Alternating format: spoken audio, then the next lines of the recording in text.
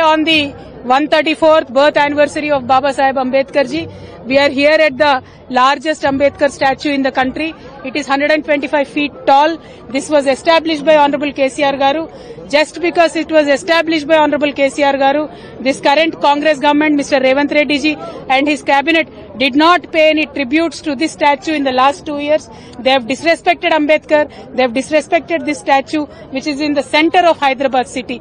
After 2 years of fight, after demand from various sections of the people, today the cabinet has come here. Unfortunately, our Chief Minister, Mr. Revanth Reddy Garu, has not come here to pay his respects.